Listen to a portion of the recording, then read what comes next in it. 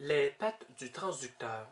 Alors, pour mesurer les trois pattes à la longueur prédéterminée, c'est-à-dire de 155 mm, alors on utilise un gabarit qui nous donne la longueur exacte et un gabarit qui va nous permettre de perforer alors nos ancrages pour venir asseoir nos plaques triangulaires.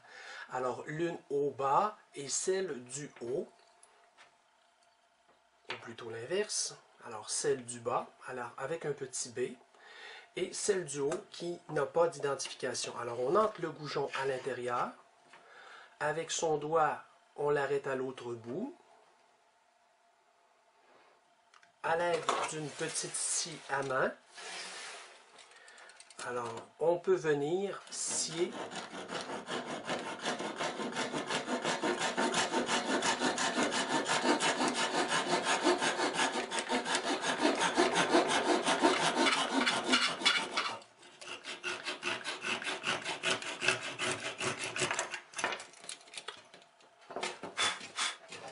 alors un premier goujon.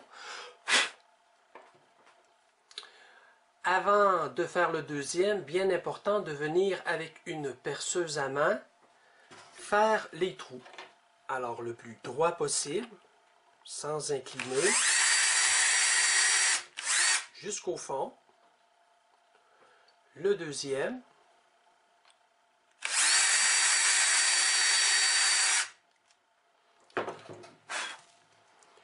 À ce moment, on est prêt à retirer notre première patte et on refait la même chose pour avoir nos trois pattes de transducteur. Alors, bien important, lorsqu'on regarde qu'on les place un à côté de l'autre, on voit que les trous sont bien alignés. Si on s'aperçoit qu'un trou n'est pas aligné avec les autres, ce qui est le cas ici, alors c'est bien important de les replacer dans le bon sens. Et la partie la plus basse de notre goujon sera le bas du transducteur.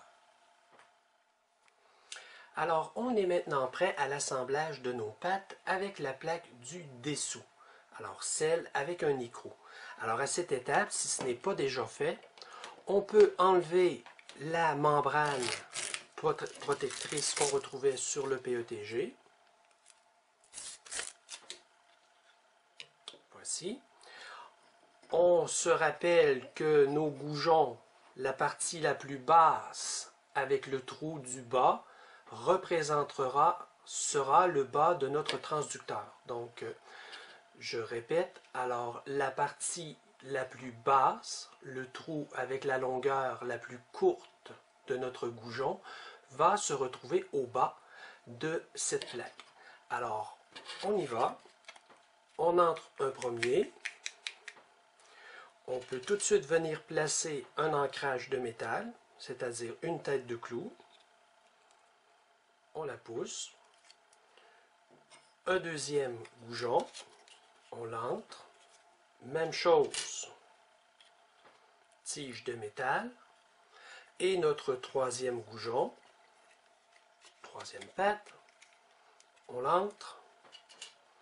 Même chose. On vient placer un ancrage de métal.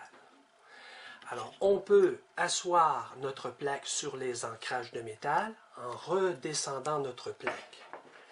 Alors, c'est la première partie. On peut s'assurer à cette étape du 25 mm, donc la partie du goujon qui reste sous la plaque de PETG doit absolument avoir 25 mm, tel que convenu dans les dessins techniques. On peut placer tout de suite nos ancrages pour le haut. Alors, dans les trous appropriés, un deuxième et un troisième. Et on peut venir chercher notre plaque du dessus, enlever la membrane protectrice et venir descendre.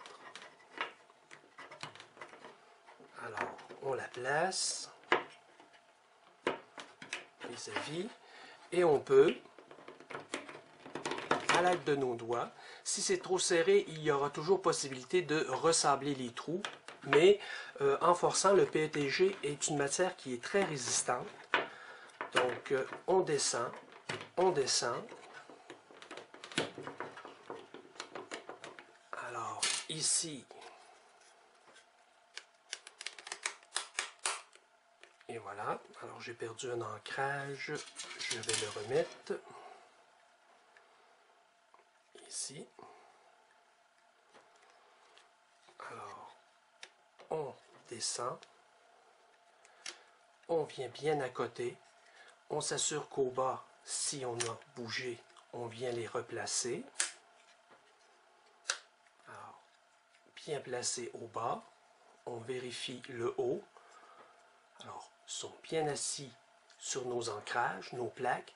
Et même chose, vous avez un 25 mm en haut comme en bas.